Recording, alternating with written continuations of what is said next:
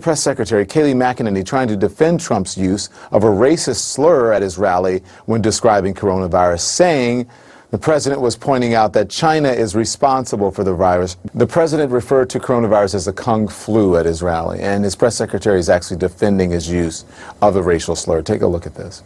Why does he use racist phrases like the kung flu? The president doesn't. Americans are taking to the streets to demand racial justice, and this White House is defending, making excuses for racial slurs? Well, this is right out of Trump's playbook. Whenever he's down, he tries to distract with inflammatory or racist rhetoric. Kellyanne Conway, the president's own advisor, said that using the term kung flu is wrong and offensive not that long ago. And it clearly is a racist term. Everybody was kung fu fighting. That shit spread fast as lightning. In fact, it was a little bit frightening as the numbers kept on climbing. Those funky Chinamen from funky Chinatown, they stayed together. They tried to play the down. The diseases get their start from the swamp to the salt. Tried to call it just a slip, but I blame the flatbed strip. Everybody was kung fu fighting. That shit spread fast as lightning. In fact, it was a little bit frightening as the numbers kept on climbing. There was Lil Wayne, try to get the whistle blown. He said, here comes the virus, and now it's gone home. They forced quarantine to contain COVID-19. It was probably too late to stop the spread of Chinese foods. Everybody was kung fu fighting. That shit spread fast as lightning. In fact, I feel my temperature rising. And I think my chest is tightening. Oh, Say the term again. Kung flu comes from China.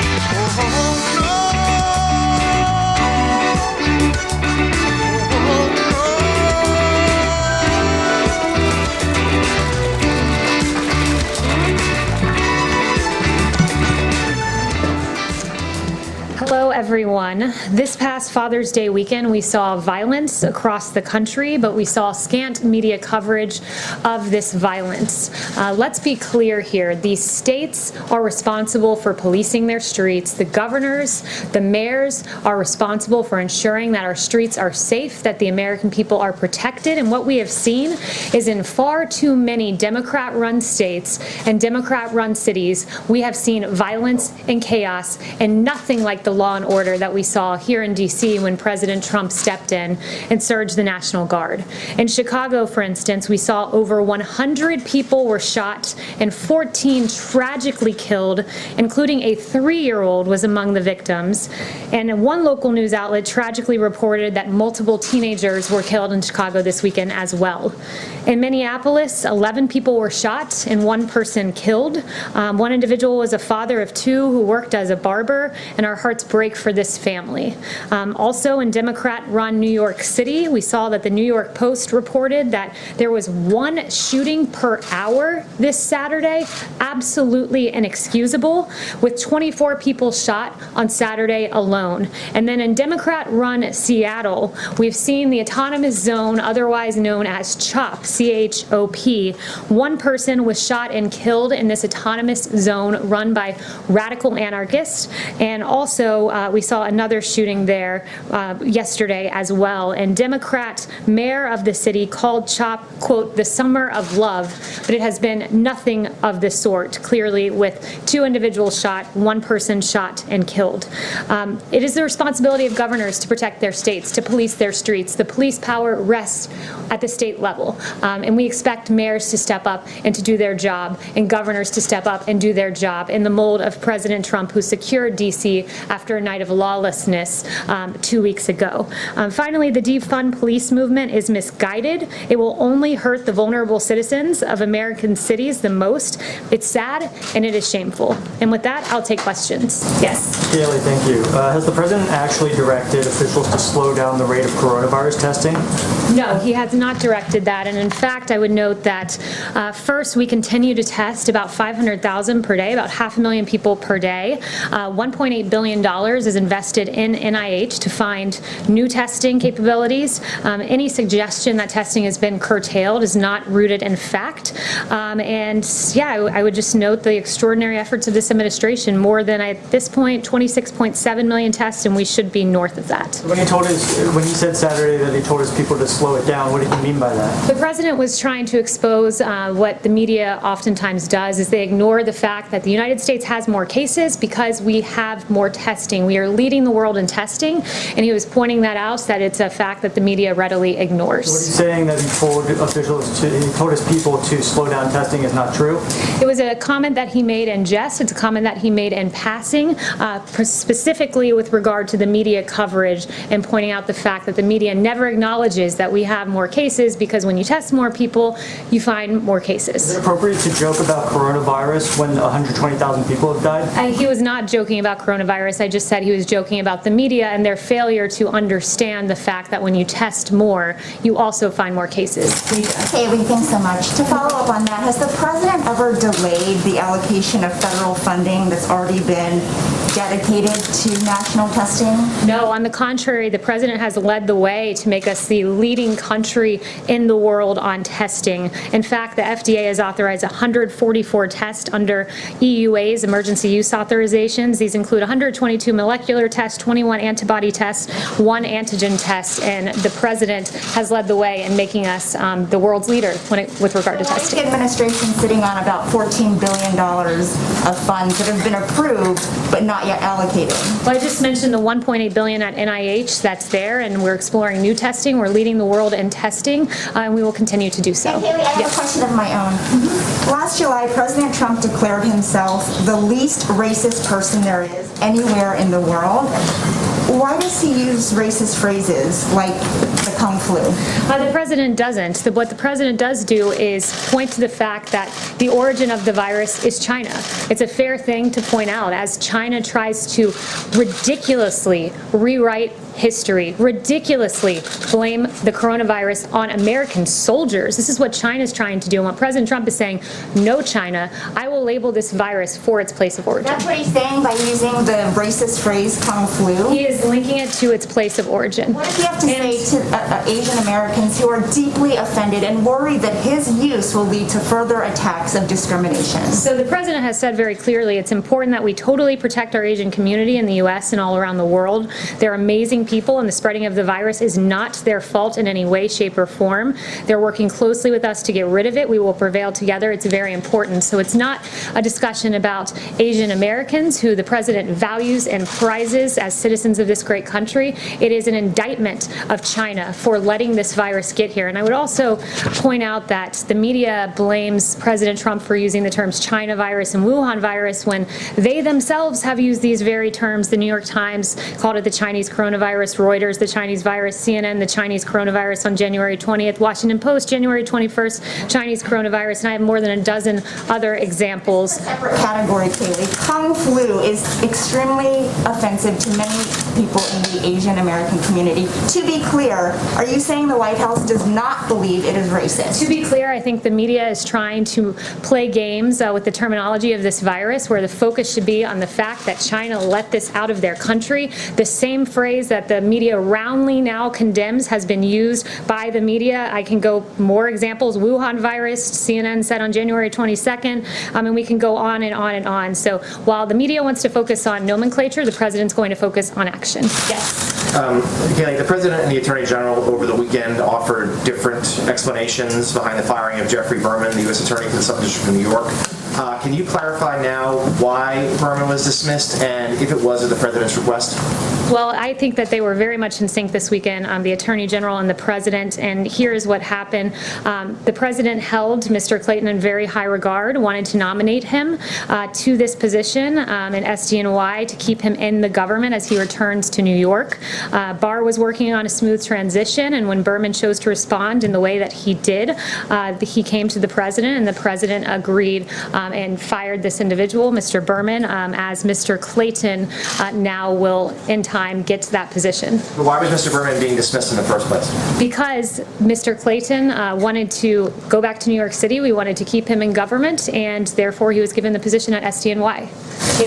But why did the President, I have two questions, but why did the President say he wasn't involved in the firing of Jeff Berman when the Attorney General said the President was the one who fired him? Because the Attorney General was taking the lead on this matter. He did come to the President and report to him when Mr. Berman decided not to leave, and at that point is when the President agreed with the decision of the Attorney General and to fire Mr. Berman and to promote Mr. Clayton. So he was involved in it then? He was involved in a sign-off capacity. He was not, AG Barr was leading the way, but in a sign-off capacity, yes, the President was. So my second question on testing is, you said the President made that comment in jest about having people slow down the testing. The Vice President just said that it was made in passing. When Pierre Navarro said it was tongue-in-cheek. But when the President himself was just asked by a reporter like an hour ago, he did not say that he was just joking when he said that he told officials to slow down the testing. The President instead used that opportunity to extol the fact that we've done more than 25 million tests, that we're finding more people because we're doing more testing. And I would note that what the Vice President said and Peter Navarro, whether it's in jest, in passing, or tongue-in-cheek, those are all synonymous. But why is that funny? Justin. And I just want to note, to follow up on BJ, you don't even have to answer this. The media has never called it the Kung flu. Calling it the Chinese coronavirus and calling it the Kung flu are very different things. The media and your network specifically called it the Kung flu. The media and your network specifically have repeatedly used the term China virus and Wuhan virus, and then gone on to deride the President as somehow using a term that they themselves have never used. So we can go through CNN's history. I'd be more than happy to go through CNN's history. On February 9th, you guys talked about the Wuhan coronavirus. On January 23rd, you guys talked about the Wuhan coronavirus. On January 22nd, the Wuhan virus. I can write it all out for you and detail it for you in an email. Kayleigh, Yes, you've got Justin. to admit that. It is not the same thing as calling it the Kung Justin. flu. I first want to just follow on what you were just talking about with Berman. So obviously the President made the decision to nominate Clayton for the job, and that led to the sort of kerfuffle that we saw over the weekend. But there's this decision to remove Berman from the post before Clayton was nominated, or before Clayton was either nominated or, more importantly, confirmed. And so I think the question is, why did you take the acting U.S. Attorney out of his job before there was a Senate-confirmed replacement? Because there's an intent to put Clayton there, and so there will be an interim individual, an acting attorney, as we work to get Mr. Clayton in that position. Yeah, but I guess the question is, why didn't he continue in his position until Clayton was confirmed? Because we are hopeful that Clayton will be confirmed. We're not leaving him there. We're putting an interim person in place. No investigation will be affected by this, as was made clear by Attorney General Barr. All right, then, Yes, sorry, Steve. I wanted to ask about, the President over the weekend said that he didn't impose sanctions on China over the Uyghur internment camps because he was worried about his ability to negotiate the trade deal. But since the trade deal was signed in January, China, as you mentioned earlier, not only has acted in ways that you frustrated with on coronavirus, but the President has announced their behavior in Hong Kong, and they've failed to live up to many of the tenets of the trade deal itself.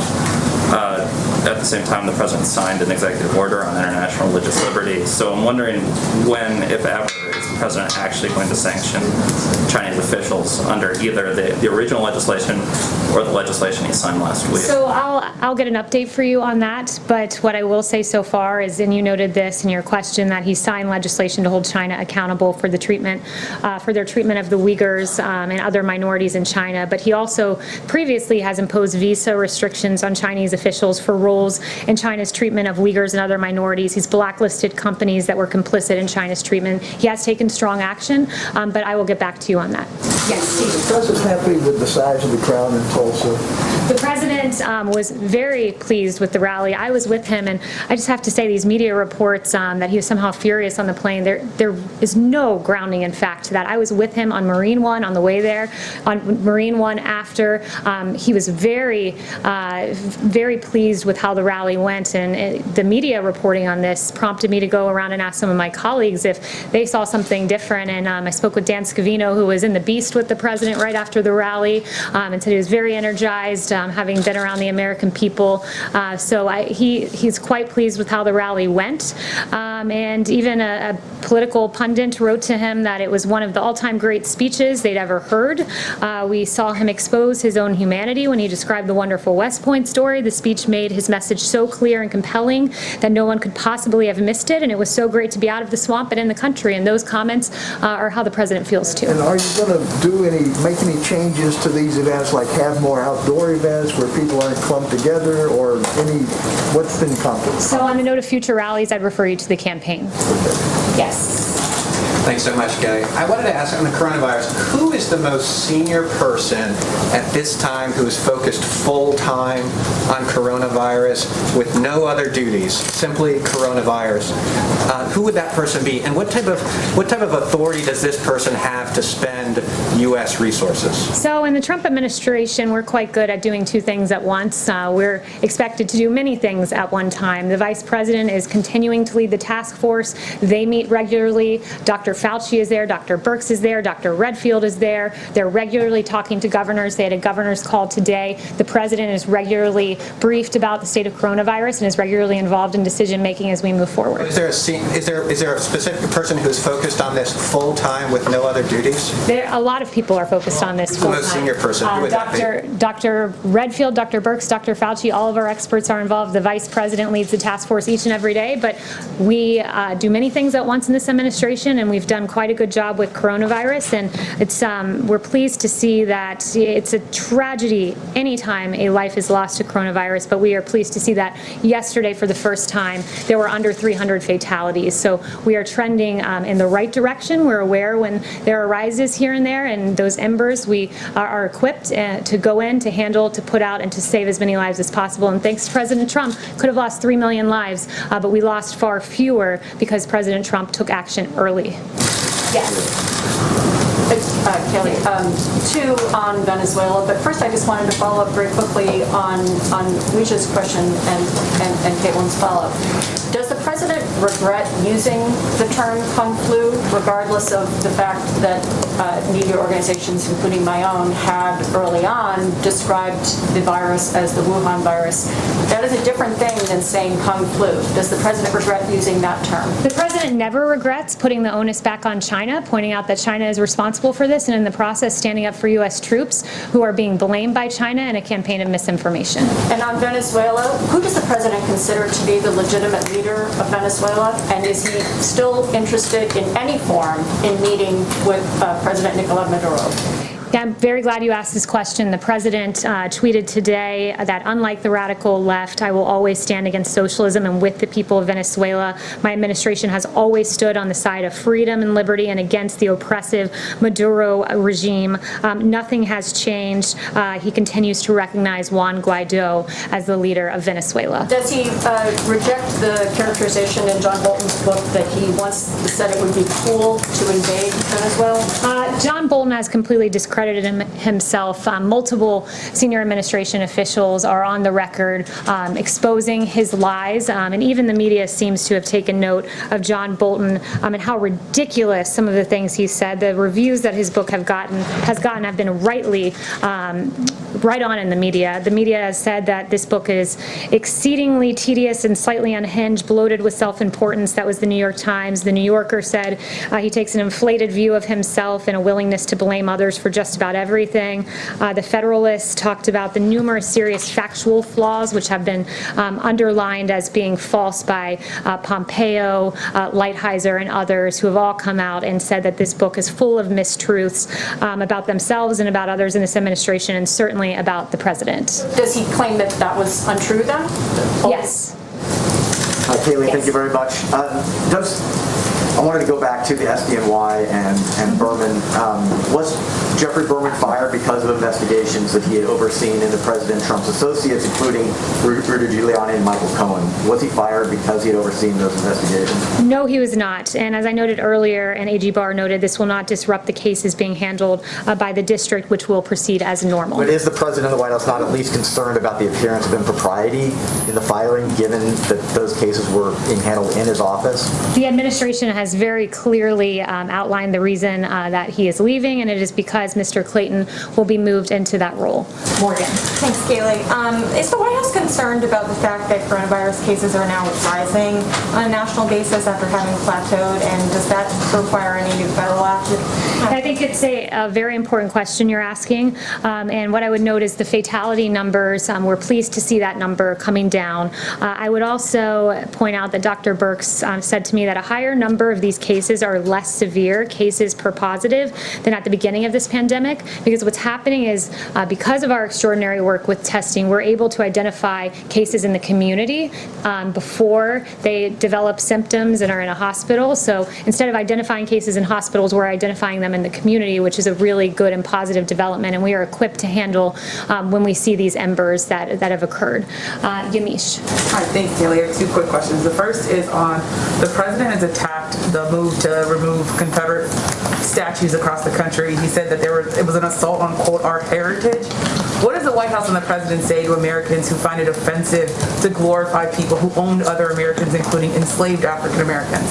So I would note on statues that what we're seeing across the country is really quite confusing, because you're seeing statues defaced, like Gandhi's statue defaced and Ulysses S. Grant's statues defaced, and abolitionist Matthias Baldwin's statue defaced. At the same time, we're being told that George Washington's statue needs to come down and Thomas Jefferson's statue needs to come down. Where do you draw the line, from Gandhi all the way to George Washington? And it seems the American people very much agree with the president on this, on not bringing down these statues. Less than a third of those polled, according to Morning Consult, think these statues should be taken down. 61% oppose it, according to Marist. 62%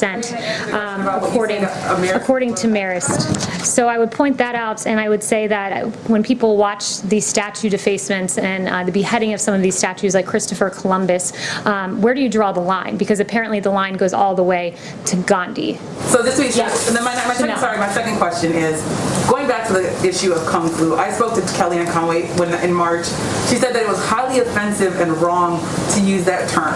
Does the president agree with Kellyanne Conway, or is he now saying that that term is not highly offensive and wrong? Because again, that was Kellyanne Conway's own words saying Kung Flu is wrong. The president does not believe it's offensive to note that this virus came from China, and to stand up for our U.S. military, who China is making an active effort to completely defame, and that is unacceptable to the president. You're okay with that? Again, just to go back to what I said to Kellyanne Conway, she said that it was wrong and offensive. Are you saying that she was wrong to say that? Chanel. Are you saying that she was wrong to say that? On John Bolton and his book, if he goes unprosecuted, does the administration feel that this would set, or does it fear that this would set a precedent or embolden public servants to violate their oaths to this nation for political purposes? Absolutely, that's a concern. concern. Look, the information in John Bolton's book was classified information as confirmed by the most senior national security and intelligence officials. And look, you have NSA Director Nakasone saying that this could cause permanent loss of a valuable source, intelligence source, and damage to the U.S. intelligence system. DNI Radcliffe saying virtually the same. You have another government official saying the unauthorized disclosure of this information could reasonably be expected to enable foreign threat actors. This is the seriousness with which we look at this book, and the NSC looks at this book as they scan it for classified information. There's real damage that can be done, and for what? For self-promotion and publicity of a failed NSA director. On Venezuela also, could I ask about Maduro and Guaido? Why has President Trump seemed to have lost confidence in Juan Guaido? He has not lost confidence at all, and that tweet that I read to you very clearly says that the president put out this morning. We stand with the Venezuelan people in their fight for freedom. And I would also note how tough this president has been on Maduro by recognizing Juan Guaido. And when you compare that to the Obama-Biden administration, you had the former Vice President Joe Biden, who actually met with the Venezuelan dictator Nicolas Maduro and complimented his hair, according to Yahoo News. If I had your hair, I'd be president of the United States, the former vice president said. And also the Obama State Department helped stabilize the Maduro regime by blocking sanctions, according to a 2017 Miami Herald report. So when you compare the actions of this president, we've stood against socialism and on the side of freedom. And finally, one thing that I just want to point out that was handed to me, wow, a whopping 7.7 million total viewers tuned into Fox News to watch the rally on Saturday night. Big numbers. Thanks so much, guys.